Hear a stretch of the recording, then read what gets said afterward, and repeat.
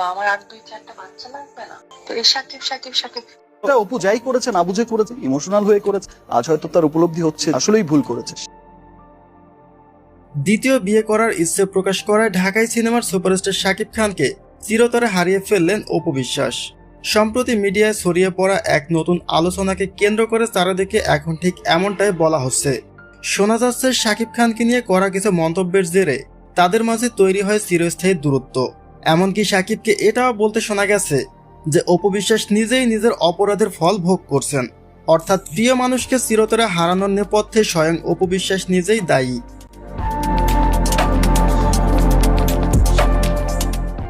এই পুরো দূরত্বের সূত্রপাত ঘটেছিল মূলত গত বছরে প্রকাশ পাওয়া অপু বিশ্বাসের একটি আলোচিত অডিও রেকর্ডকে কেন্দ্র করে।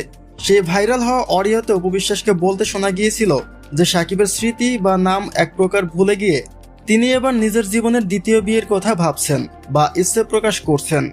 আর আমি আব্রামকে পৃথিবীতে একা রেখে যাবো, আমার আর 2-4টা বাচ্চা লাগবে না? ওর সেই বাচ্চাটা তো থাকতে হবে, ভাই বোনদের থাকতে হবে, ওর রিলেশনের জায়গা।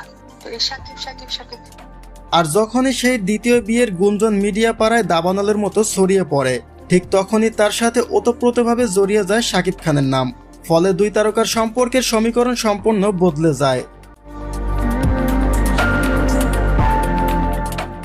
বিশ্লেষকদের মতে শাকিব খানের বিরুদ্ধে অপু বিশ্বাসের সেই তীব্র মন্তব্য এবং প্রকাশ্যে দ্বিতীয় বিয়ের আলোচনার ঘোষণাটাই শাকিবকে তার জীবন থেকে বহু দূরে সরিয়ে দিয়েছে।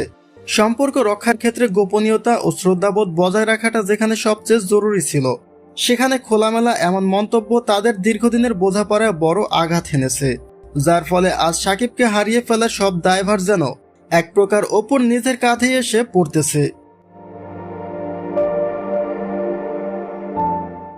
দ্বিতীয় বিয়ের গুঞ্জন ও শাকিবকে হারানোর এই পুরো ঘটনা প্রসঙ্গে আপনাদের নিজস্ব মতামত কি জানিয়ে দিন কমেন্ট বক্সে।